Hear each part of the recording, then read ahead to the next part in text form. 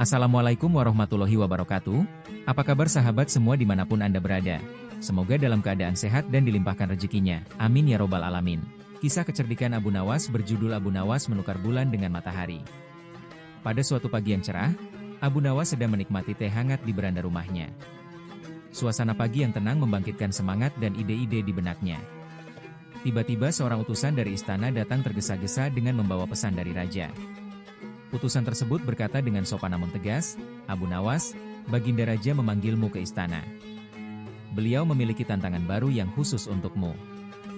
Abu Nawas mengangguk dan berkata, "Baiklah, aku akan segera datang." Baginda Raja pasti telah memikirkan sesuatu yang menarik lagi. Dengan hati penuh antisipasi, Abu Nawas mengenakan jubahnya yang berwarna-warni dan berjalan menuju istana. Sesampainya di istana, suasana tampak berbeda. Para menteri dan tamu istana berkumpul di aula megah, seolah-olah mereka menunggu sesuatu yang besar terjadi. Raja menyambut Abu Nawas dengan senyuman penuh teka-teki di wajahnya.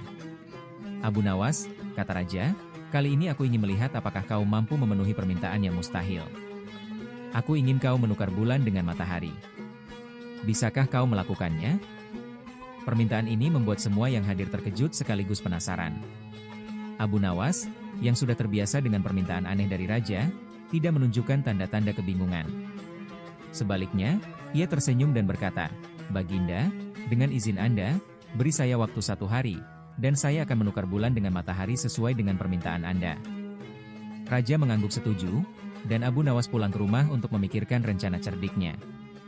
Ia berjalan-jalan di pasar, berbicara dengan para pedagang, dan membeli beberapa barang yang ia butuhkan untuk menjalankan rencananya.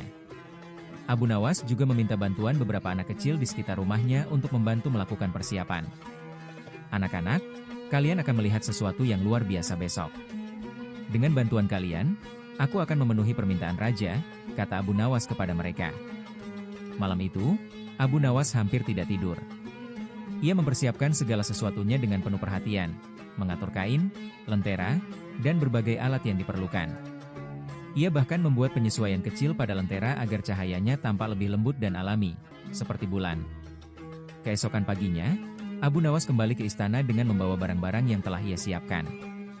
Aula istana sudah penuh dengan orang-orang yang ingin melihat bagaimana Abu Nawas akan menyelesaikan tantangan ini.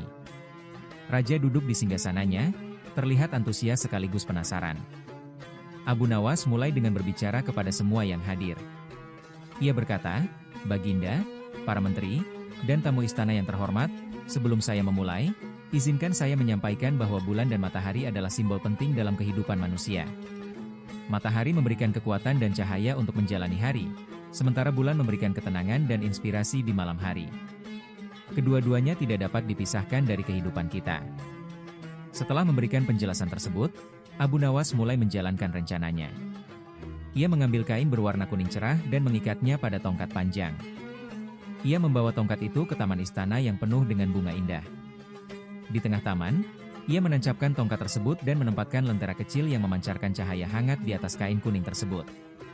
Kain itu tampak bersinar terang, menyerupai matahari. Kemudian, Abu Nawas mengambil kain putih keperakan dan membawanya ke aula istana yang gelap. Ia menggantung kain tersebut di sudut aula dan mengatur lentera kecil di sekelilingnya. Cahaya lembut dari lentera-lentera itu memantul pada kain putih, menciptakan efek seperti bulan yang bersinar di malam hari. "Baginda, lihatlah," kata Abu Nawas dengan penuh percaya diri. "Matahari kini bersinar di taman, dan bulan bersinar di aula istana. Saya telah menukar keduanya sesuai dengan permintaan Anda." Semua orang yang hadir terpana dan kagum dengan kreativitas Abu Nawas. Tepuk tangan meriah memenuhi aula istana. Raja, yang awalnya ingin menguji Abu Nawas, kini tersenyum puas. Ia berkata, "Abu Nawas, kau tidak hanya cerdas, tetapi juga mampu menghibur seluruh istana. Dunia ini membutuhkan lebih banyak orang sepertimu." Abu Nawas membungkuk dengan rendah hati dan menjawab, "Baginda, saya hanya ingin memastikan bahwa setiap permintaan Anda, betapapun sulitnya, selalu membawa kegembiraan bagi istana ini." Raja memerintahkan pesta kecil diadakan untuk merayakan kecerdikan Abu Nawas. Hari itu menjadi salah satu hari yang paling berkesan di istana, di mana semua orang belajar bahwa dengan kreativitas dan kecerdikan, batas-batas yang tampaknya mustahil dapat dilampaui.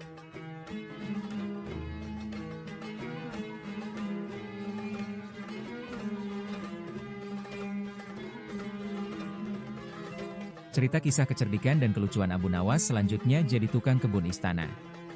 Di tengah keheningan istana megah Raja Harun al-Rasyid, terdengar suara merdu burung yang bernyanyi, meskipun suasana hati Raja sedang kurang ceria.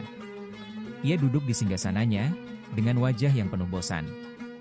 "Aku memerlukan sesuatu yang bisa menghiburku," gumamnya. Ia pun memanggil pelayannya dan memerintahkan agar Abu Nawas segera datang.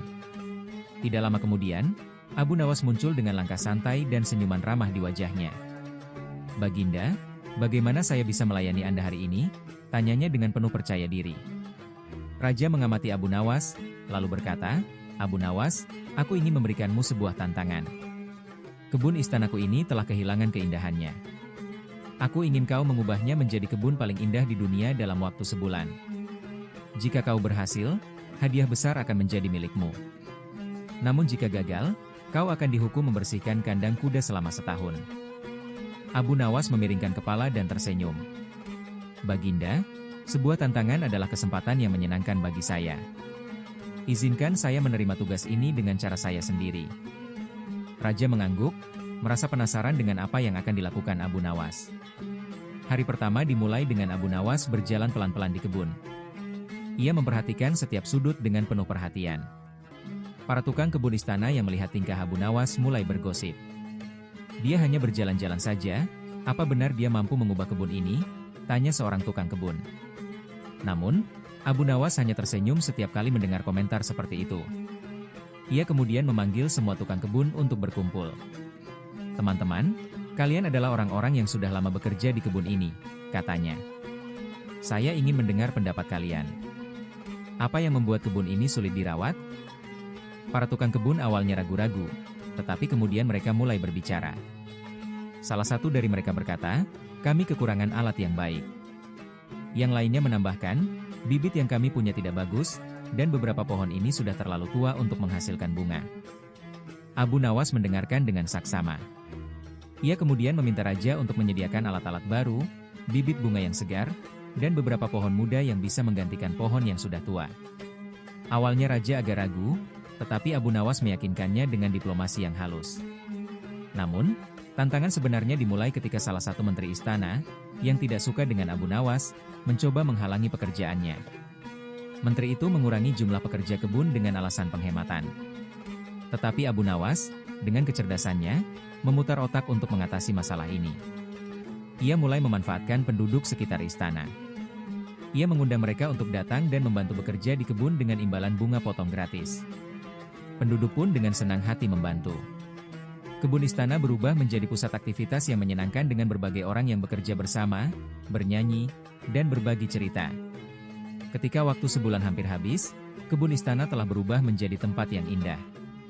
Terdapat kolam kecil dengan ikan-ikan yang berenang di dalamnya, jalan setapak dihiasi batu-batu bercorak, dan bunga-bunga bermekaran dengan warna-warna cerah.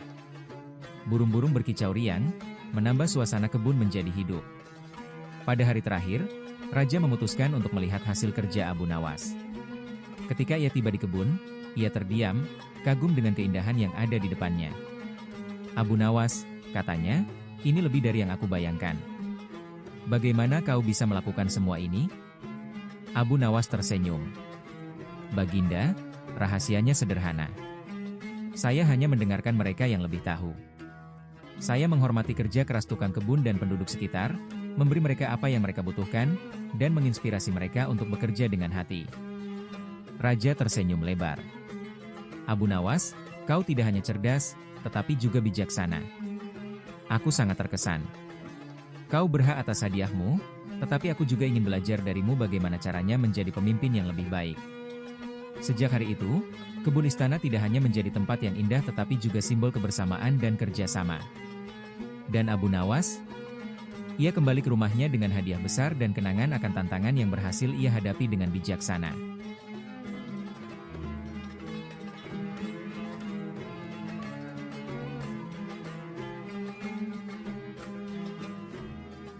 Cerita kisah kecerdikan dan kelucuan Abu Nawas selanjutnya menangkap bayangan di sungai. Di tepian sungai yang tenang, Raja Harun al-Rasyid berdiri sambil menikmati angin pagi yang sejuk. Suara gemericik air menenangkan telinganya, tetapi kebosanannya tidak kunjung hilang. Raja adalah orang yang cerdas, dan ia senang menguji orang lain dengan teka-teki atau tantangan yang tampaknya mustahil. Dalam pikirannya, hanya ada satu orang yang bisa menghiburnya kali ini, Abu Nawas. Ia memanggil salah seorang pengawalnya. "Cepat panggil Abu Nawas. Aku ingin melihat apakah ia mampu menjawab tantanganku hari ini," perintah raja dengan penuh antusias. Tak lama kemudian, Abu Nawas tiba di tepi sungai. Seperti biasa, ia datang dengan wajah penuh senyuman dan sikap percaya diri. "Baginda, apa tugas menarik yang Anda miliki untuk saya hari ini?" tanyanya, dengan nada santai namun sopan. Raja tersenyum lebar dan menunjuk ke permukaan sungai yang bening. Di sana, bayangan pohon-pohon yang rimbun tampak jelas. "Abu Nawas," kata raja, "aku ingin kau menangkap bayangan pohon-pohon ini di sungai. Jika kau berhasil, kau akan mendapat hadiah besar. Namun jika gagal, kau akan menerima hukuman berat. Waktu yang kau punya hanya sehari." Abu Nawas mengangguk pelan, tidak menunjukkan sedikit pun rasa khawatir. "Tentu saja, Baginda. Saya akan melakukan yang terbaik," jawabnya sambil memandang bayangan di permukaan sungai yang terus bergerak mengikuti aliran air.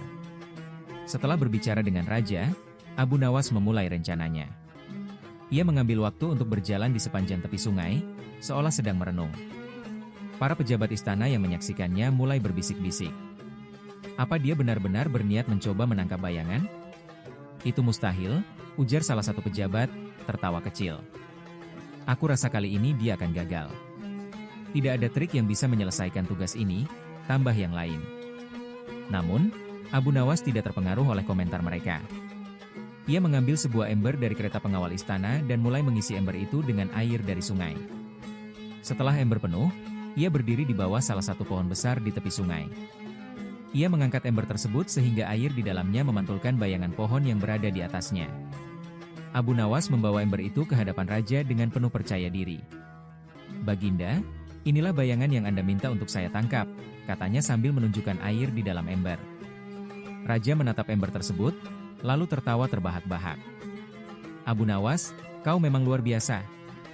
Kau benar-benar berhasil menangkap bayangan, tetapi dengan cara yang sama sekali tidak pernah kupikirkan." Namun, cerita tidak berhenti di situ. Salah satu menteri istana, yang merasa iri dengan kecerdikan Abu Nawas, mencoba menjatuhkannya. "Baginda," kata menteri itu, "trik Abu Nawas mungkin terlihat cerdas, tetapi ia sebenarnya tidak memenuhi permintaan Anda. Menangkap bayangan dalam air di ember hanyalah ilusi." Abu Nawas tersenyum mendengar kritik tersebut. "Baginda, jika menangkap bayangan adalah ilusi, maka bukankah perintah untuk menangkap bayangan juga ilusi? Saya hanya menggunakan akal sehat saya untuk menyelesaikan tugas ini sesuai dengan keadaan." Raja kembali tertawa, kali ini lebih keras lagi. "Kau benar, Abu Nawas. Tantanganku sendiri memang sebuah permainan, tetapi kau memainkannya lebih baik dari siapapun. Tidak ada yang bisa mengalahkan kecerdikanmu."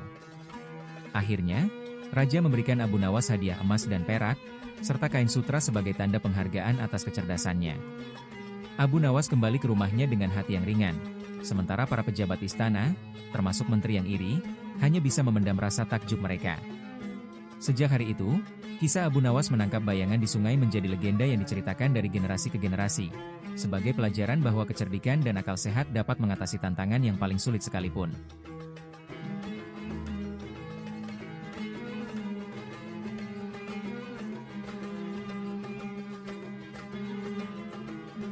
Cerita kisah kecerdikan dan kelucuan Abu Nawas selanjutnya nasihat bijak ala Abu Nawas. Pada suatu pagi yang cerah di kota Baghdad, pasar sudah dipenuhi hiruk-pikuk kehidupan. Pedagang berteriak menawarkan barang dagangannya, pembeli lalu lalang, sementara suara lonceng dari pelbagai gerobak kuda bergema di kejauhan. Di tengah keramaian, seorang pria muda bernama Karim tampak duduk termenung di depan toko kecilnya. Wajahnya penuh dengan keraguan dan kebingungan. Karim baru saja membuka usahanya, menjual kain-kain sederhana. Meski sudah berusaha keras, tokonya tidak juga menarik perhatian pembeli. Ia merasa cemas karena tabungannya hampir habis, dan ia tidak tahu harus berbuat apa. Hari demi hari berlalu, dan tetap saja toko itu sunyi. Karim merasa putus asa. "Apa yang salah dengan usahaku?" gumamnya. Pada saat itu, seorang teman Karim bernama Jafar menghampirinya. "Karim, aku dengar Abu Nawas sering membantu orang-orang yang membutuhkan nasihat. Mengapa kau tidak mencarinya?" Abu Nawas? Tanya Karim, ragu-ragu. Bukankah dia lebih dikenal sebagai penghibur raja? Apa dia bisa membantu masalah seperti ini? Jafar tersenyum. Percayalah, kecerdasannya melampaui sekadar humor. Banyak orang yang telah terbantu oleh kebijaksanaannya. Kau tidak akan rugi mencobanya. Dengan sedikit harapan di hatinya, Karim memutuskan untuk mencari Abu Nawas. Setelah bertanya ke beberapa orang, ia akhirnya menemukan rumah Abu Nawas, sebuah bangunan kecil dan sederhana yang dipenuhi tanaman hijau di halamannya. Karim mengetuk pintu dengan hati-hati. Masuklah, terdengar suara ramah dari dalam rumah. Karim melangkah masuk dan melihat Abu Nawas sedang duduk di atas karpet sederhana sambil menikmati secangkir teh hangat. Wajahnya tenang dan penuh senyum. "Apa yang membawamu ke sini, anak muda?" tanya Abu Nawas. "Tuan Abu Nawas," jawab Karim dengan nada hormat, "saya datang untuk meminta nasihat. Saya seorang pedagang, tetapi toko saya tidak kunjung ramai. Saya tidak tahu apa yang salah." Abu Nawas tersenyum kecil, menatap Karim dengan tatapan penuh perhatian. "Mengapa kau memilih menjadi pedagang, anak muda?" tanyanya. Karim terdiam sejenak, lalu berkata, "Karena saya ingin hidup mapan, Tuan. Saya ingin mendapat uang yang banyak dan hidup nyaman." Abu Nawas tertawa pelan. "Ah, itu masalahmu. Kau berdagang hanya untuk dirimu sendiri. Kau lupa bahwa pedagang yang baik melayani orang lain. Jika kau ingin berhasil, kau harus mengubah cara berpikirmu." Karim bingung. "Apa maksud Tuan?" Abu Nawas berdiri dan mengambil sebuah kantong kecil berisi biji-bijian dari dalam rumahnya. Ia menyerahkan kantong itu kepada Karim. "Lakukan ini. Setiap pagi, pergilah ke pasar dan tebarkan biji-bijian ini untuk burung-burung. Lakukan itu selama 7 hari tanpa mengeluh, lalu kembali padaku." Karim, meskipun tidak sepenuhnya memahami maksudnya, memutuskan untuk mengikuti nasihat Abu Nawas. Hari pertama, ia pergi ke pasar membawa kantong biji-bijian itu. Ia berdiri di tengah pasar dan menebarkan biji-bijian di tanah, menarik perhatian burung-burung yang hinggap dan memakannya. Orang-orang di pasar mulai memperhatikan tindakannya. "Siapa orang ini? Apa yang dia lakukan?" tanya seorang pedagang. "Dia baik sekali. Lihatlah, burung-burung itu tampak bahagia," ujar seorang wanita yang melintas. Dalam beberapa hari, Karim menjadi perbincangan di pasar. Banyak orang yang penasaran dan mendekatinya, ingin tahu lebih banyak tentang dirinya. Sebagian dari mereka mulai mampir ke tokonya, membeli kain-kain yang ia jual. 7 hari berlalu, dan Karim kembali ke rumah Abu Nawas dengan wajah penuh senyuman. "Tuan Abu Nawas, toko saya kini ramai pembeli. Apa yang sebenarnya terjadi?" Abu Nawas tersenyum bijak.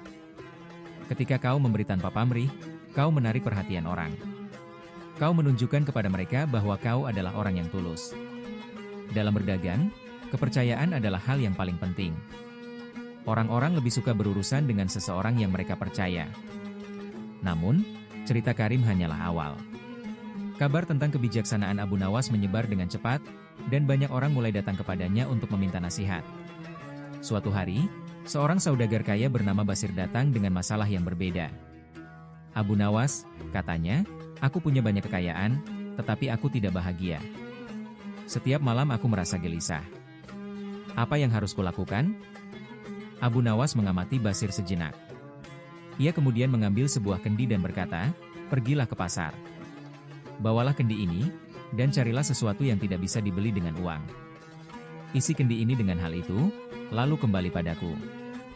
Basir bingung, tetapi ia tetap mematuhi perintah Abu Nawas.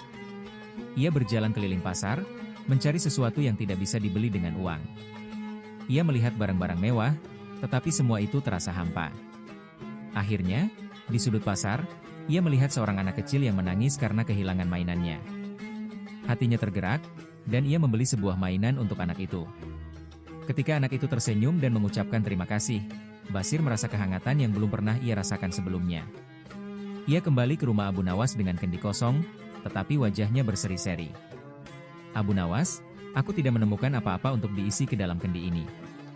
Tetapi aku menemukan kebahagiaan saat membuat orang lain bahagia." Abu Nawas tersenyum lebar. "Itulah pelajarannya, Tuan Basir. Kebahagiaan sejati tidak pernah berasal dari harta benda. Ia datang dari kebaikan dan memberi kepada sesama.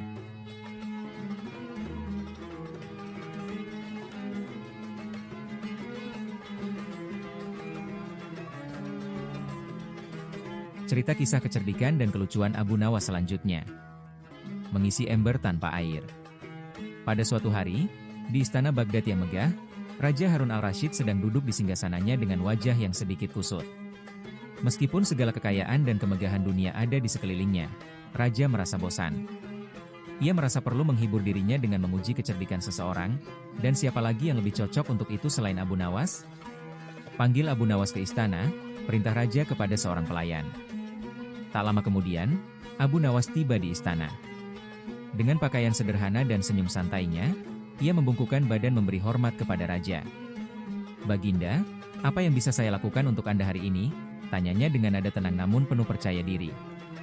Raja menatap Abu Nawas dengan tatapan licik, tanda bahwa ia sudah memikirkan sebuah tantangan baru. "Abu Nawas," kata Raja, "aku ingin kau melakukan sesuatu yang luar biasa." "Aku punya ember ini," katanya sambil menunjuk sebuah ember kosong di hadapannya. "Aku ingin kau mengisi ember ini, tetapi kau tidak boleh menggunakan air sama sekali. Kau hanya punya waktu 1 hari. Jika berhasil, kau akan mendapat hadiah besar. Tetapi jika gagal, kau akan menerima hukuman membersihkan seluruh istana selama 1 tahun." Abu Nawas memandang ember itu, lalu tersenyum tipis. Tantangan itu terdengar mustahil, tetapi ia tahu ada cara untuk memutarbalikkan keadaan. "Saya terima tantangan ini, Baginda," jawabnya dengan penuh percaya diri. Setelah meninggalkan istana, Abu Nawas berjalan pulang ke rumahnya sambil merenungkan bagaimana ia bisa memenuhi tantangan Raja. Di sepanjang jalan, para penduduk yang mendengar tentang tugasnya mulai berbisik-bisik. "Mengisi ember tanpa air? Itu mustahil," kata seorang pria tua. "Ya, bahkan Abu Nawas kali ini pasti gagal," tambah seorang pedagang. Namun, Abu Nawas tidak terpengaruh oleh keraguan mereka. Ia mulai memikirkan rencana cerdiknya. Keesokan harinya, Abu Nawas kembali ke istana sambil membawa ember itu, masih kosong seperti sebelumnya. Para pejabat istana yang melihat hal itu mulai tertawa. "Lihat, Abu Nawas gagal. Ember itu masih kosong." Namun, Abu Nawas tetap tenang. Ia mendekati Raja dan berkata, "Baginda, saya telah mengisi ember ini sesuai permintaan Anda." Raja mengerutkan dahi. "Bagaimana mungkin kau mengisi ember itu tanpa menggunakan air? Ember itu kosong." Abu Nawas tersenyum licik. "Benar, Baginda. Saya telah mengisi ember ini dengan kekosongan, sesuatu yang tidak dapat dilihat tetapi tetap memenuhi ruang. Bukankah itu memenuhi syarat dari tantangan Anda?" Raja terdiam sejenak, lalu tertawa terbahak-bahak. "Abu Nawas, kau benar-benar luar biasa. Kau telah mengubah sesuatu yang mustahil menjadi mungkin dengan logika dan kecerdikanmu." Namun, cerita tidak berhenti di situ. Salah satu menteri istana, yang iri kepada Abu Nawas, memprotes. "Baginda, ini hanyalah permainan kata-kata. Abu Nawas tidak benar-benar mengisi ember itu." Abu Nawas dengan tenang menoleh kepada menteri tersebut. "Tuan Menteri, jika Anda menganggap kekosongan tidak berharga, maka mari kita isi ember ini dengan suara Anda yang terus mengeluh. Bukankah suara adalah sesuatu yang tidak terlihat tetapi ada?" Para pejabat istana tidak dapat menahan tawa mereka, sementara sang menteri hanya bisa terdiam dengan wajah merah padam.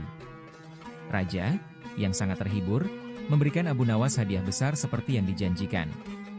Tetapi lebih dari itu, ia merasa kagum kepada Abu Nawas karena tidak hanya berhasil menyelesaikan tantangan, tetapi juga memberi pelajaran kepada semua orang tentang pentingnya cara berpikir yang tidak biasa.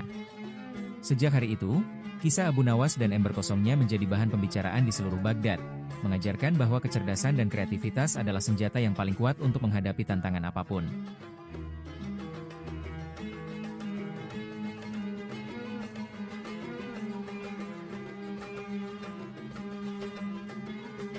Cerita kisah kecerdikan dan kelucuan Abu Nawas selanjutnya. Dunia Abu Nawas di balik pintu rahasia. Di sebuah pagi yang cerah, istana Baghdad yang megah kembali menjadi tempat berkumpulnya para pejabat kerajaan. Raja Harun al-Rasyid, dengan jubah emasnya yang berkilauan, duduk di singgasananya sambil mendengarkan laporan-laporan dari menteri. Namun, pikirannya teralihkan oleh rasa penasaran yang tak tertahankan. "Aku ingin Abu Nawas datang ke sini," ujar sang raja tiba-tiba. Aku punya teka-teki yang belum pernah ia hadapi sebelumnya. Abu Nawas, yang dikenal sebagai sosok cerdas dan humoris, tiba di istana dengan langkah santai. Wajahnya penuh senyuman, tanda bahwa ia siap menghadapi apapun yang diminta oleh raja. "Baginda, apa tantangan baru yang akan Anda berikan kepada saya?" tanya Abu Nawas dengan nada penuh percaya diri. Raja tersenyum lebar. "Abu Nawas, di salah satu ruangan rahasia di istanaku, ada sebuah pintu misterius. Tidak ada seorang pun yang tahu apa yang ada di balik pintu itu, bahkan aku sendiri. Aku ingin kau masuk ke ruangan itu dan membuka pintu tersebut.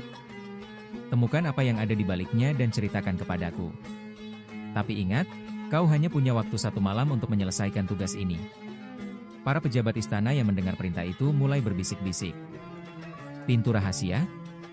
Apa mungkin Abu Nawas berhasil membukanya?" tanya salah satu menteri. Abu Nawas tersenyum kecil, penuh keyakinan. "Baginda, saya menerima tantangan ini. Izinkan saya masuk ke ruangan itu malam ini." Ketika malam tiba, Abu Nawas dibawa ke ruangan rahasia yang letaknya tersembunyi di bagian belakang istana. Ruangan itu gelap dan dipenuhi dengan benda-benda tua yang berdebu. Di sudut ruangan, Abu Nawas melihat pintu besar yang terbuat dari kayu mahoni, dihiasi ukiran rumit. Pintu itu tampak kokoh, tanpa pegangan atau kunci yang jelas. Ia mendekati pintu tersebut dan mulai memeriksanya dengan cermat. "Pintu ini bukan pintu biasa," gumam Abu Nawas. Ia menyentuh ukiran-ukiran di permukaannya, mencari petunjuk. Setelah beberapa saat, Abu Nawas menyadari bahwa salah satu ukiran di pintu itu berbentuk seperti pola rahasia. Dengan hati-hati, ia mengikuti pola itu dengan jarinya. Tiba-tiba, pintu itu mengeluarkan suara kecil dan terbuka perlahan. Namun, di balik pintu itu, bukanlah ruangan emas atau benda-benda berharga seperti yang dibayangkan banyak orang. Yang ada hanya sebuah lorong panjang yang gelap. Abu Nawas melangkah masuk dengan hati-hati, membawa sebuah lentera kecil untuk menerangi jalan. Lorong itu berliku-liku, dan semakin jauh ia berjalan, semakin banyak ia menemukan benda-benda aneh.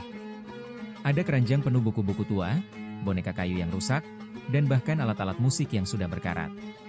Abu Nawas menyadari bahwa lorong ini adalah tempat raja menyimpan barang-barang yang sudah dilupakan. Di ujung lorong, Abu Nawas menemukan sebuah kotak kecil yang terkunci. Ia membuka kotak itu dengan pisau kecil yang ia bawa, dan di dalamnya terdapat sebuah gulungan kertas. Ia membaca tulisan di gulungan tersebut. "Kebahagiaan sejati bukanlah tentang harta yang kau kumpulkan, tetapi tentang kenangan yang kau simpan dan hikmah yang kau dapatkan." Abu Nawas tersenyum. Ia menyadari bahwa pintu rahasia ini bukanlah tentang menemukan sesuatu yang bernilai secara materi, tetapi tentang memahami pesan yang terkandung di dalamnya. Keesokan paginya, Abu Nawas kembali ke hadapan Raja Harun al-Rashid dan para pejabat istana. "Baginda," katanya, "saya telah membuka pintu rahasia itu dan menemukan jawabannya." "Apa yang ada di balik pintu itu, Abu Nawas?" tanya Raja dengan penuh rasa ingin tahu. "Di balik pintu itu, saya menemukan pelajaran tentang kehidupan," jawab Abu Nawas. Ia menceritakan tentang gulungan kertas dan pesan yang ada di dalamnya. Pintu itu adalah simbol dari rahasia kebijaksanaan. Kadang kita terlalu sibuk mencari sesuatu yang besar, tetapi kita melupakan hal-hal kecil yang sebenarnya lebih berarti. Raja terdiam, merenungkan kata-kata Abu Nawas. Para pejabat istana juga tidak bisa berkata apa-apa. Akhirnya, Raja tersenyum lebar. "Abu Nawas, kau memang orang yang luar biasa. Kau tidak hanya membuka pintu itu, tetapi juga membuka mata kami semua tentang arti kehidupan." Sejak hari itu, pintu rahasia di istana tidak lagi dianggap sebagai misteri. Raja memutuskan untuk menjadikannya tempat penyimpanan kenangan, di mana setiap orang bisa menaruh sesuatu yang berarti bagi mereka. Dan kisah Abu Nawas menjadi legenda yang terus dikenang oleh rakyat Baghdad.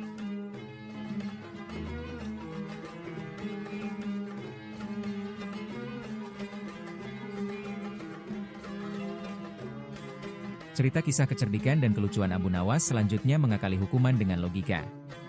Pada suatu hari di Baghdad, Raja Harun al-Rashid tampak kesal di ruang pertemuan istana. Ia baru saja mendengar laporan dari salah seorang pejabat bahwa Abu Nawas, yang dikenal dengan kecerdikannya, telah membuat keributan kecil di pasar dengan salah satu leluconnya. Meskipun rakyat tertawa, beberapa pejabat merasa dilecehkan.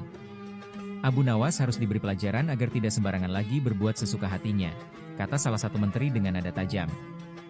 Raja, meskipun tidak terlalu marah, memutuskan untuk memberikan hukuman kepada Abu Nawas.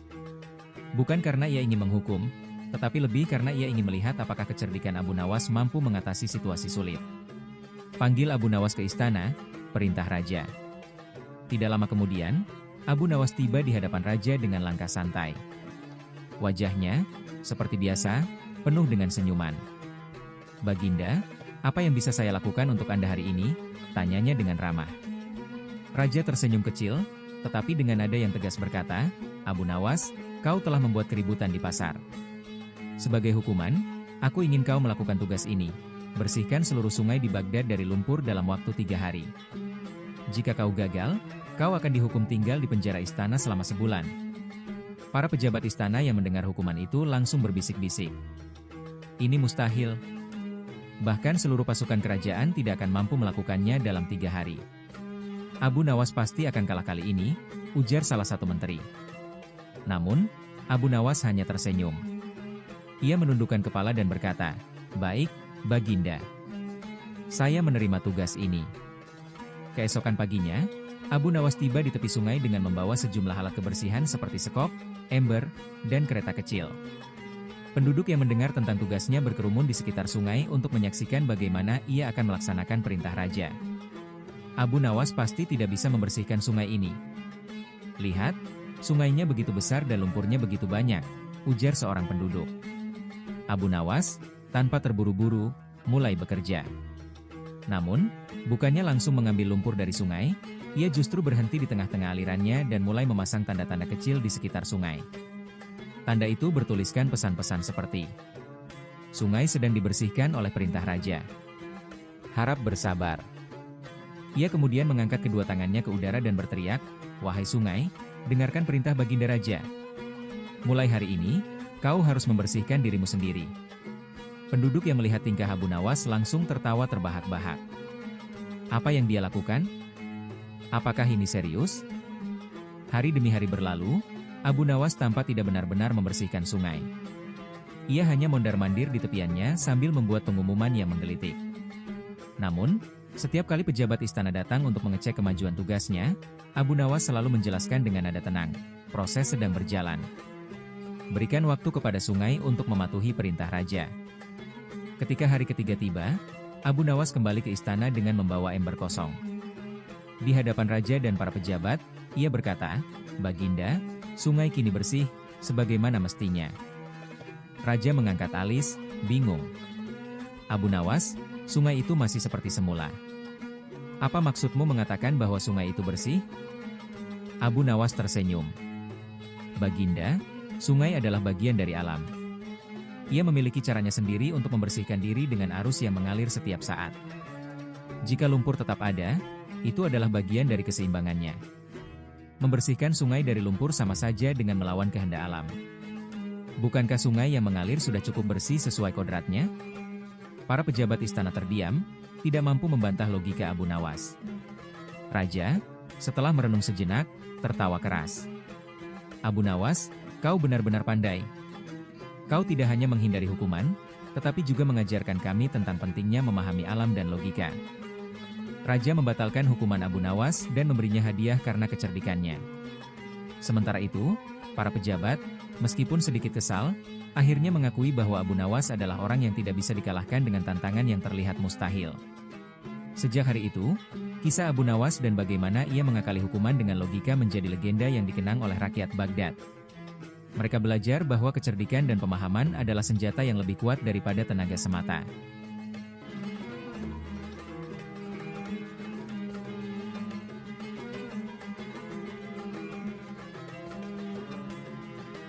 Cerita kisah kecerdikan dan kelucuan Abu Nawas selanjutnya. Abu Nawas dan kucing hilang. Di suatu pagi yang cerah, Abu Nawas sedang menikmati waktunya di halaman rumahnya. Ia duduk santai di bawah pohon rindang sambil minum teh dan membaca buku filosofi. Namun, ketenangannya terusik ketika seorang tetangga datang tergopoh-gopoh, wajahnya cemas. "Abu Nawas, tolong aku, kucingku hilang. Aku sudah mencarinya ke seluruh penjuru desa, tetapi tidak menemukannya," seru tetangganya dengan penuh rasa panik. Abu Nawas menatap tetangganya sebentar, lalu meletakkan cangkir tehnya dengan tenang. "Oh, tenanglah, tetanggaku. Kucingmu pasti hanya sedang berjalan-jalan, mencoba mencari inspirasi atau menjelajahi dunia. Tapi jangan khawatir, aku punya cara untuk membawanya kembali. Tetangganya tampak bingung. Apa maksudmu, Abu Nawas? Abu Nawas berdiri, menghirup udara segar, lalu berkata, yang pertama, kita harus mencari tahu apa yang membuat kucingmu meninggalkan rumah. Apa akhir-akhir ini kau lupa memberinya makan? Tetangganya segera menggeleng. Tidak. Aku selalu memberinya makanan favoritnya. Bahkan aku sering memberinya ikan segar sebagai camilan. Abu Nawas tersenyum bijak. Kalau begitu, mungkin dia hanya ingin sedikit petualangan. Kita harus membuatnya merasa dirindukan agar dia ingin kembali. Tetangganya tampak bingung, tetapi ia mengikuti setiap langkah Abu Nawas. Dengan penuh semangat, Abu Nawas mengambil secari kertas dan pena, lalu menulis pengumuman besar, dicari, kucing hilang. Hadiah 100 koin emas bagi yang menemukan. Tetangganya terkejut. 100 koin emas? Abu Nawas, aku bahkan tidak punya 10 koin emas. Abu Nawas terkekeh. Tenanglah, tetanggaku. Ini hanya strategi. Kucingmu tidak mengerti tentang emas, tetapi penduduk desa pasti akan tertarik untuk mencari kucingmu dengan iming-iming ini. Pengumuman itu segera disebarkan ke seluruh desa. Dalam waktu singkat, suasana desa menjadi kacau karena semua orang sibuk mencari kucing tersebut. Anak-anak kecil bermain detektif, orang dewasa memeriksa setiap sudut rumah mereka. Bahkan beberapa warga mulai memanjat pohon dengan harapan menemukan kucing itu. Tidak lama kemudian, berbagai macam kucing dibawa ke rumah tetangga Abu Nawas. Ada kucing hitam, kucing belang, bahkan kucing yang jelas-jelas kucing tetangga lainnya. Semua berharap mendapatkan hadiah. Tetangga Abu Nawas mulai lelah dengan kehebohan itu, tetapi Abu Nawas hanya tersenyum. Sabar, tetanggaku. Kucingmu adalah makhluk yang cerdas. Dia akan kembali ketika dia merasa cukup dirindukan. Benar saja, keesokan harinya, kucing tetangga Abu Nawas kembali ke rumah. Ia membawa seekor tikus di mulutnya, seolah-olah memberikan hadiah kepada tuannya. Tetangga Abu Nawas sangat lega dan bersyukur. Namun, cerita tidak berhenti di sini. Beberapa minggu kemudian, kucing itu membuat masalah baru. Kali ini, ia mencuri seekor ikan besar dari dapur tetangga lainnya. Tetangga yang kehilangan ikan itu langsung datang ke rumah Abu Nawas dengan wajah marah. Abu Nawas, kucing tetanggamu mencuri ikanku. Kau harus bertanggung jawab atas kelakuannya, kata tetangga tersebut dengan suara lantang. Abu Nawas tetap tenang seperti biasa. Ia berkata, mungkin kucing ini sedang mencoba menjalani pola makan sehat. Tapi jangan khawatir, aku akan menyelesaikan masalah ini. Ia mengambil kucing itu dan duduk di depannya. Dengan wajah serius, ia mulai berbicara. Hai, kucing pintar, apakah kau tahu bahwa mencuri itu tidak baik? Kau membuatku malu di hadapan tetangga. Sekarang, apa yang akan kau lakukan untuk memperbaikinya? Kucing itu hanya menatap Abu Nawas dengan wajah polos, seolah-olah menganggap perkataan Abu Nawas sebagai angin lalu. Tetangga-tetangga lain yang menyaksikan kejadian itu mulai tertawa terbahak-bahak. Salah seorang dari mereka berkata, Abu Nawas, hanya kau yang bisa berbicara serius dengan seekor kucing. Abu Nawas tersenyum kecil. Tentu saja, kucing juga perlu diajari etika. Tanpa pendidikan, mereka tidak akan belajar. Sebagai bentuk ganti rugi, Abu Nawas memberikan seekor ikan kering kepada tetangga yang kehilangan ikan. Tolong terima ini sebagai permintaan maaf dari kucing ini. Tapi lain kali, pastikan dapurmu aman dari makhluk kecil ini. Tetangga itu akhirnya pulang dengan rasa lega. Sementara itu, Abu Nawas mengelus kepala kucing tersebut dan berkata, kau memang pembuat masalah, tapi kau juga membawa banyak tawa dan kebahagiaan bagi orang-orang di desa ini. Abu Nawas memang selalu punya cara untuk menghadapi masalah, bahkan yang melibatkan seekor kucing. Semua kekacauan yang terjadi selalu diakhiri dengan tawa dan kebijaksanaan. Desa kecil itu tidak akan pernah bosan dengan kejadian-kejadian yang melibatkan Abu Nawas dan kecerdasannya.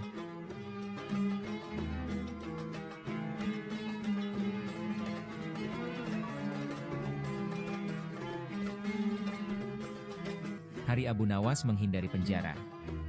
Pagi yang biasanya tenang di istana Baghdad mendadak gempar seperti pasar heboh diskon baju. Ada yang mencuri kendi emas dari dapur kerajaan, teriak kepala dapur sambil melempar sendok ke langit-langit. Seluruh istana geger. Kendi emas itu bukan kendi biasa. Itu adalah kendi warisan nenek buyut Sultan yang konon bisa membuat teh terasa seperti air mata bidadari. Sultan pun mengadakan rapat darurat.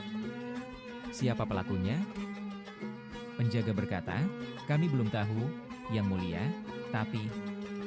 Abu Nawas semalam terlihat berjalan mondar-mandir dekat dapur dengan wajah penuh rencana licik. Sultan memutar mata. Lagi-lagi dia. Surat perintah penangkapan dikirim ke rumah Abu Nawas dengan tanda tangan Sultan dan cap berbentuk kepala kambing serius. Babak 1, Abu Nawas buka rapat diri sendiri.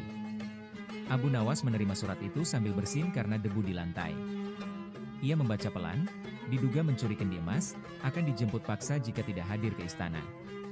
Ia menatap langit dan berkata, "Ya Rab, apakah ini waktu yang tepat untuk pura-pura amnesia?" Lalu ia duduk di lantai dan membuka rapat darurat internal dengan dirinya sendiri. Baik, hadirin. Agenda hari ini, bagaimana menghindari penjara dengan gaya elegan ala Abu Nawas. Dia menunjuk ke tembok seperti sedang tunjuk grafik. Plan A, kabur ke gunung. Gagal, karena aku alergi dingin. Plan B, mengaku gila. Tapi nanti malah dikurung di tempat lebih serem. Plan C, menyamar. Tapi jadi siapa? Ia bangkit dan berteriak, aku harus jadi orang yang tak mungkin dicurigai. Babak 2, menyamar jadi nenek tukang ramal. 2 jam kemudian, Abu Nawas berdiri di tengah pasar dengan make up belepotan, baju kebesaran, dan suara sengal. Ramalan-ramalan masa depanmu ada di tanganku dan sedikit di tangan kucing ini. Ia menamakan dirinya, Nenek Nabo, peramal masa depan yang konon bisa membaca pikiran lalat. Penjaga istana lewat dan berkata, "Hei, kamu kelihatan familiar." Abu Nawas menjawab dengan suara serak, "Anakku, kamu akan punya nasib buruk minggu ini, karena kamu akan menangkap orang yang salah." "Siapa?" "Seseorang yang wajahnya mirip kamu, tapi otaknya mirip sandal jepit." Penjaga garuk kepala, lalu pergi bingung. Babak 3, menyamar lagi jadi guru tari unta. Terlalu lama di pasar, penyamarannya mulai mencurigakan. Maka Abu Nawas pindah profesi lagi, guru tari untuk unta berbakat. Ia membuat spanduk. Unta pun bisa menari. Bersama Abu Lesnos, master gerakan paha Timur Tengah. Seorang warga datang dengan unta dan bertanya, "Bisa ngajarin unta saya gerakan disko?" Abu Nawas menjawab, "Tentu. Tapi sebelumnya unta harus meditasi dan minum susu almond." Sultan, yang kebetulan lewat, berhenti. "Siapa ini?" "Abu Nawas." Abu Nawas langsung merentangkan tangan dan berkata, "Tidak. Saya Abu Lesnos, cucu sepupu ketujuh Abu Nawas." Sultan melipat tangan. "Jangan main-main. Kau pikir aku tak bisa mengenali aroma kelicikanmu dari jarak 1 mil?" Abu Nawas tertawa gugup. "Mungkin itu aroma susu unta basi, Yang Mulia." Babak 4, sidang terane sepanjang sejarah Baghdad. Akhirnya, Abu Nawas dibawa ke istana untuk disidang. Sidang digelar di aula besar. Abu Nawas datang dengan jubah terbalik dan bunga matahari di kepala. "Supaya saya tampak tidak waras, setidaknya secara fashion," katanya. Sultan membuka sidang. "Abu Nawas, kamu dituduh mencuri kendi emas. Apa pembelaanmu?" Abu Nawas maju, lalu jatuh pura-pura pingsan. Setelah 3 detik, bangun dan berkata, "Saya mimpi jadi kendi." Sultan mengerutkan kening. "Apa maksudmu?" "Saya merasa diperlakukan seperti kendi, Yang Mulia. Dipakai saat perlu, lalu dituduh saat hilang." Semua orang di aula tertawa. Tapi Sultan tetap serius. "Buktinya ada. Malam itu kau terlihat membawa sesuatu yang dibungkus kain ke rumahmu." Abu Nawas mengangkat tangan. "Itu bukan kendi, Yang Mulia. Itu kucing jalanan yang saya selamatkan dari kehujanan. Saya bawa pulang, saya bungkus, saya kasih nama." "Kendi? Apa?" "Saya pikir dengan memberi nama kendi, saya akan merasa seperti punya kendi, walau sebenarnya cuma kucing." Sultan memijat pelipis. Tolong bawa kendi, maksudku kucing itu." Pelayan membawa kucing belang berwajah sinis. Kucing itu mengeong lemas. Sultan memandangi kucing itu. Lalu berkata, "Ini bukan kendi. Tapi aku merasa sedikit kasihan. Babak akhir, kendi yang hilang dan kebenaran terungkap. Tiba-tiba, terdengar teriakan dari dapur. Yang mulia, kendi emas ditemukan. Semua menoleh. Kepala dapur membawa kendi penuh sambal. Ternyata kendi jatuh ke dalam tong sambal raksasa dan terendam. Kami kira itu kendi plastik. Sultan menghela napas panjang. Jadi, Abu Nawas tidak bersalah. Abu Nawas langsung tersungkur dramatis, keadilan telah menang. Saya bebas. Bebaas. Sultan berkata, benar. Tapi karena kau sudah menyamar jadi nenek, guru unta, dan mengacaukan pasar, aku hukum kau jadi pelatih tari resmi unta kerajaan selama 1 minggu. Yang mulia, unta itu sangat emosional. Dan satu lagi. Setiap unta berhasil menari, kau akan menghibur istana dengan 1 lelucon. Abu Nawas mengangguk. Baiklah. Tapi saya minta gaji tambahan dalam bentuk roti isi kebab 2 lapis.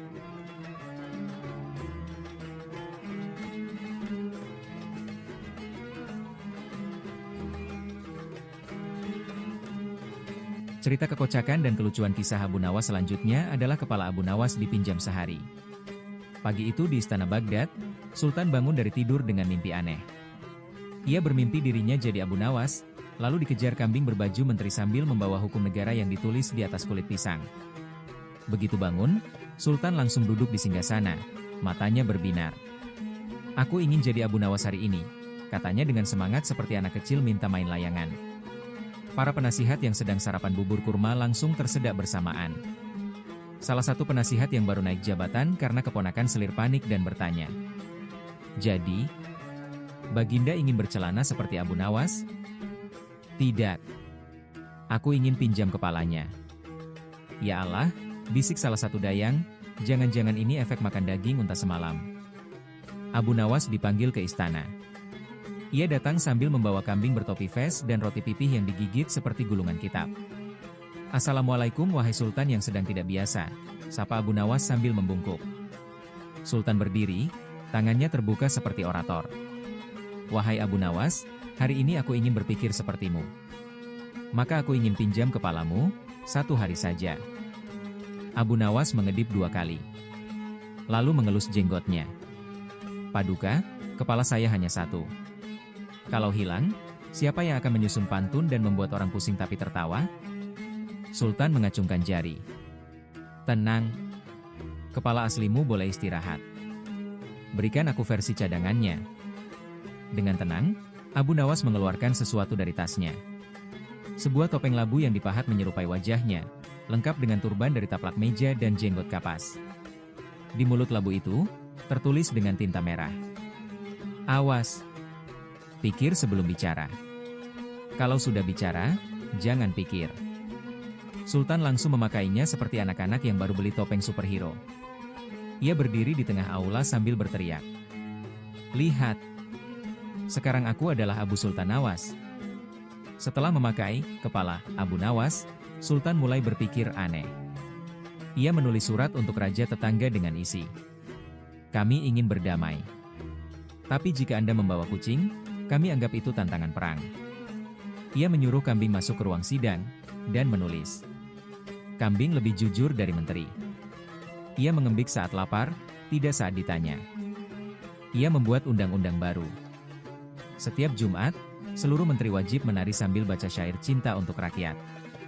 Ia mengganti topi resmi menteri dengan tutup teko perak. Penasihat keuangan mendatangi Sultan dan bertanya. Baginda, bagaimana rencana anggaran kita tahun ini? Sultan menjawab dengan suara berat. Beli 2.000 balon dan 3.000 sandal kiri. Kita rayakan pajak dengan pesta sandal. Menteri Pertahanan mencoba menahan tawa. Paduka, bagaimana strategi perang? Sultan menjawab. Kita taburi jalan dengan kulit pisang. Musuh terpeleset, kita tertawa. Itu namanya serangan psikologis tingkat tinggi. Sore hari, Sultan mengadakan rapat akbar. Semua menteri duduk serius. Tapi begitu Sultan masuk, ia menunggangi keledai berhias glitter sambil membawa lonceng. Selamat datang di rapat paling cerdas sepanjang sejarah yang tidak bisa diulang. Ia lalu berkata kepada para menteri. Hari ini aku punya ide jenius, kita pindahkan istana ke atas pohon kurma. Dekat dengan langit, jauh dari hutang. Para menteri tak bisa menahan diri. Mereka tertawa sampai kursinya mundur sendiri. Abu Nawas masuk dengan wajah santai, lalu berkata, "Baginda, sudah cukup bermain dengan kepala saya. Waktunya kepala itu istirahat sebelum istana ini berubah jadi sirkus unta." Sultan mencopot topeng dan tertawa terbahak-bahak. "Abu Nawas, satu hari jadi kamu lebih melelahkan dari 10 tahun jadi sultan. Tapi juga paling menyenangkan." Sejak hari itu, topeng, kepala Abu Nawas, disimpan di museum istana dengan tulisan, "Hati-hati. Memakai kepala ini dapat menyebabkan ide-ide terlalu cerdas hingga jadi gila." Dan setiap Jumat, Sultan diam-diam memakainya, hanya untuk membuat seluruh istana tertawa saat makan siang. Karena, seperti kata Abu Nawas, kadang satu tawa bisa menyelamatkan satu kerajaan dari kerutan dahi yang terlalu serius.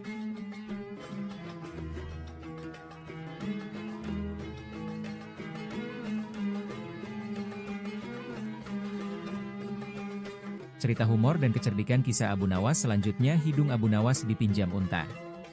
Di sebuah pagi yang cerah, pasar Baghdad dipenuhi dengan aktivitas. Pedagang berteriak menawarkan barang dagangan mereka, pembeli sibuk memilih dan menawar, sementara anak-anak berlarian dengan riang. Di tengah keramaian itu, Abu Nawas berjalan santai sambil menikmati suasana pasar. Ia suka memulai harinya dengan mengamati tingkah laku orang-orang di pasar, tempat penuh cerita dan kejadian menarik. Saat Abu Nawas sedang berjalan, tiba-tiba seorang pria tua berlari ke arahnya dengan napas terengah-engah. Wajahnya penuh dengan rasa panik, dan ia langsung menarik tangan Abu Nawas. "Tolong aku, Abu Nawas. Untaku hilang, dan aku tidak tahu harus mencarinya kemana." Abu Nawas, meski terkejut, tetap tenang. "Hei, tenang dulu. Apa yang terjadi? Bagaimana untamu bisa hilang?" tanyanya sambil mencoba menenangkan pria itu. Pria tua itu menjawab dengan terbata-bata, "Aku mengikatnya seperti biasa, tetapi entah bagaimana ia berhasil meloloskan diri. Anehnya, sebelum hilang, unta itu selalu mengendus-endus hidungku." Abu Nawas mengerutkan dahi, mencoba memahami pernyataan yang agak aneh itu. "Mengendus hidungmu? Mungkin untamu sedang mencari hidung lain yang lebih menarik," katanya dengan nada bergurau. Pria tua itu bingung. "Hidung lain? Apa maksudmu? Jangan bercanda, Abu Nawas, ini serius." Abu Nawas tersenyum kecil, lalu berkata, "Baiklah, aku akan membantumu. Aku akan meminjamkan hidungku untuk mencari untamu. Karena siapa tahu, unta itu akan tertarik dengan hidungku yang istimewa." Pencarian hidung Abu Nawas. Tanpa banyak pikir, Abu Nawas memulai pencariannya. Ia berjalan dengan kepala sedikit menengadah, memastikan hidungnya terlihat jelas oleh siapapun, atau dalam hal ini, oleh unta. Setiap beberapa langkah, ia berhenti dan berteriak, "Hei unta! Lihatlah hidungku yang luar biasa ini. Datanglah kemari." Kerumunan orang di pasar mulai memperhatikan tingkah laku Abu Nawas. Mereka tertawa terbahak-bahak melihat tingkahnya yang unik. "Lihat, Abu Nawas benar-benar percaya diri dengan hidungnya," ujar salah satu pedagang sambil tertawa. Namun Abu Nawas tak peduli. Ia yakin bahwa hidungnya adalah kunci keberhasilan pencarian ini. Ia berjalan melewati pasar, jalanan desa, hingga ke kebun-kebun di pinggiran. Di setiap tempat, ia terus memanggil unta itu sambil menggoyangkan hidungnya ke arah angin. Pertemuan ajaib. Setelah berjam-jam mencari, pencarian Abu Nawas akhirnya membawanya ke sebuah kebun yang luas dan hijau. Di sana, ia melihat seekor unta sedang asyik makan dedaunan di bawah pohon besar. Mata Abu Nawas langsung berbinar penuh harapan. "Itu pasti untanya," gumamnya. Ia mulai mendekati unta tersebut sambil tetap menonjolkan hidungnya.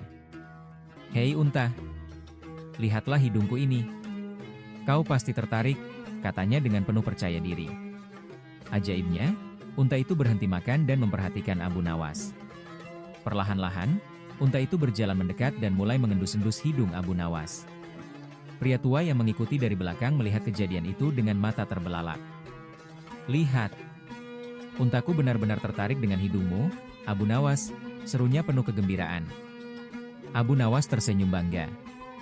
"Aku sudah bilang, hidungku ini bukan sembarang hidung.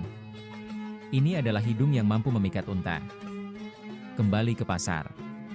Setelah berhasil menemukan unta tersebut, Abu Nawas dan pria tua itu kembali ke pasar. Pria tua itu terus berterima kasih kepada Abu Nawas sambil tertawa. "Kau benar-benar luar biasa, Abu Nawas. Kau bahkan mampu menggunakan hidungmu untuk menemukan unta." Ketika mereka tiba di pasar, cerita tentang hidung Abu Nawas segera menyebar ke seluruh penjuru. Orang-orang berkumpul untuk mendengar kisahnya, dan mereka tertawa terbahak-bahak. Beberapa bahkan mulai bergurau, kalau ada unta yang hilang, cukup pinjam hidung Abu Nawas. Anak-anak pun ikut bermain dengan pura-pura menjadi Abu Nawas, menonjolkan hidung mereka sambil memanggil unta imajiner. Sementara itu, Abu Nawas hanya tersenyum sambil berkata kepada kerumunan, "Hidungku mungkin istimewa, tetapi yang paling penting adalah kita saling membantu." Legenda Hidung Abu Nawas. Sejak hari itu, hidung Abu Nawas menjadi legenda di desa. Orang-orang sering bercanda tentang keajaiban hidungnya yang mampu memikat unta. Bahkan Sultan pun mendengar cerita tersebut dan mengundang Abu Nawas ke istana. Saat Sultan bertanya tentang hidungnya, Abu Nawas menjawab dengan cerdas, "Tuanku, hidung ini bukan hanya untuk menarik unta, tetapi juga untuk menghirup kebenaran." Sultan tertawa terbahak-bahak mendengar jawaban itu dan berkata, "Kau memang tak pernah kehabisan akal, Abu Nawas. Hidungmu adalah simbol kecerdikan yang luar biasa." Dan begitulah, kecerdikan Abu Nawas kembali membuat semua orang tertawa sekaligus kagum. Dengan hidungnya, ia tidak hanya membantu seseorang menemukan untanya, tetapi juga menciptakan sebuah kisah yang akan dikenang selamanya.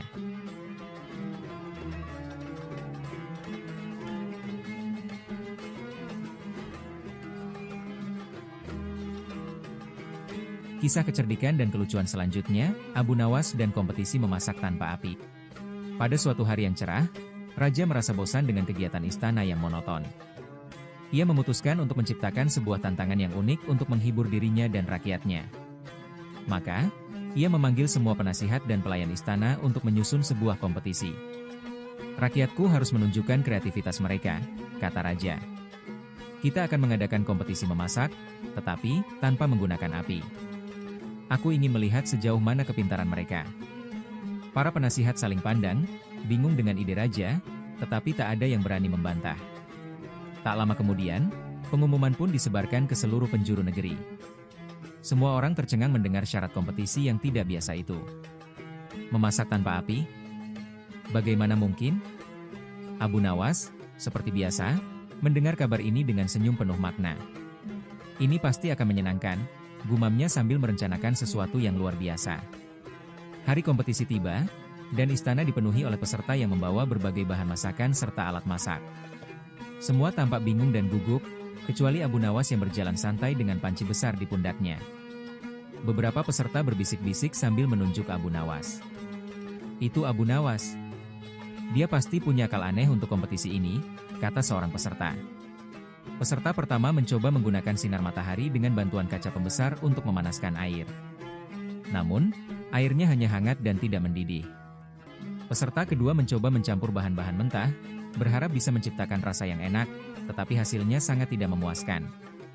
Ketika giliran Abu Nawas tiba, ia dengan santai duduk di bawah pohon rindang di halaman istana. Ia meletakkan panci besar berisi air dan sayuran segar, tetapi tidak melakukan apapun. Ia hanya duduk santai, menikmati angin sepau-sepai. Para peserta lain memperhatikannya dengan bingung.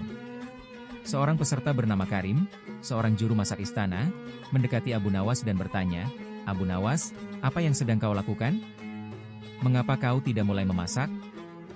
Dengan senyum lebar, Abu Nawas menjawab, "Oh, aku sedang memasak, Karim. Aku hanya mengikuti aturan kompetisi, memasak tanpa api." Karim bingung. "Tapi, bagaimana mungkin? Airmu bahkan tidak mendidih." "Aku tidak pernah diberitahu bahwa masakan harus matang," kata Abu Nawas sambil tersenyum. "Aku hanya perlu memasak, dan inilah masakan mentah spesialku." Semua orang tertawa mendengar jawaban Abu Nawas, tetapi mereka juga tak bisa menyangkal bahwa ia tidak melanggar aturan. Raja yang mengamati dari jauh akhirnya tertawa terbahak-bahak dan mendekati Abu Nawas. "Abu Nawas, kau selalu tahu bagaimana memanfaatkan situasi dengan kecerdasanmu.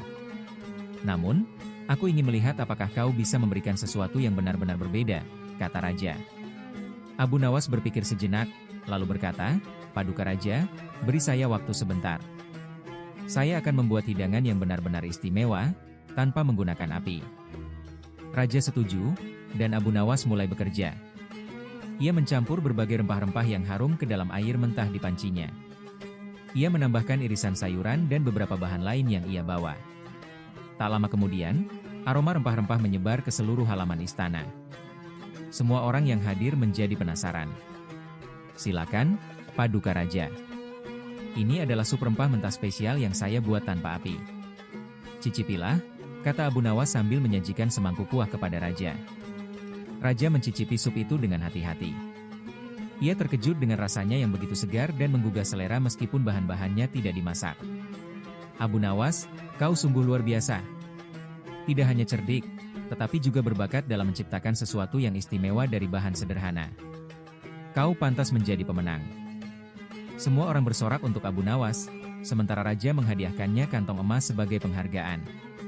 Seperti biasa, Abu Nawas menjadi bahan pembicaraan di seluruh negeri, dan rakyatnya terus kagum pada kecerdasannya yang luar biasa.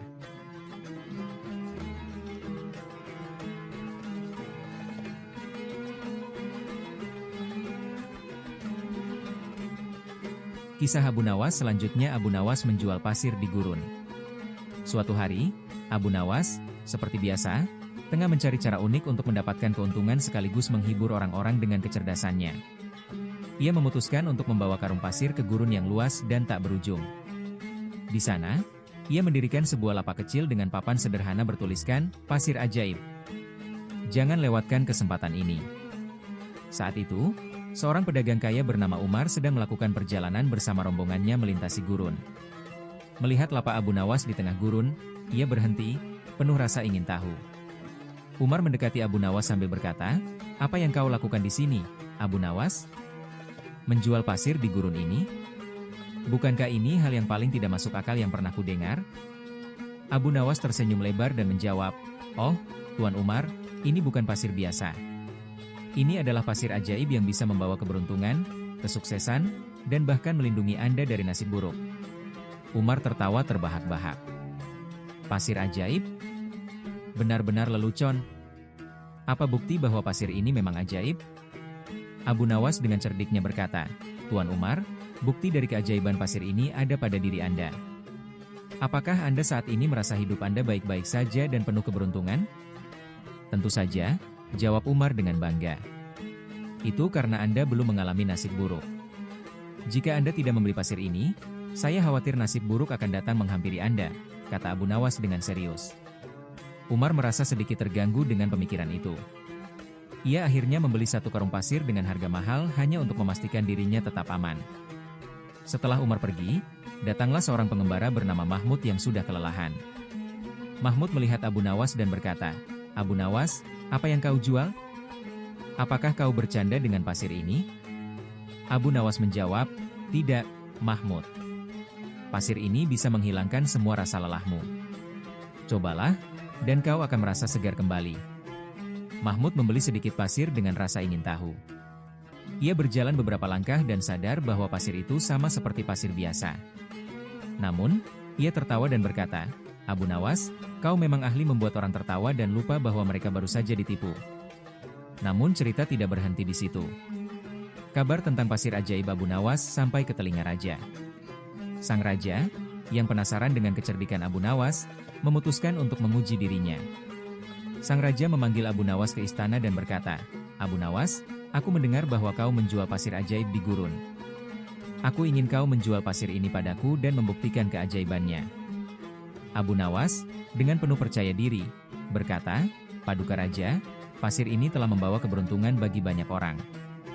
Jika Anda membelinya, istana ini akan menjadi lebih makmur dan rakyat akan semakin mencintai Anda."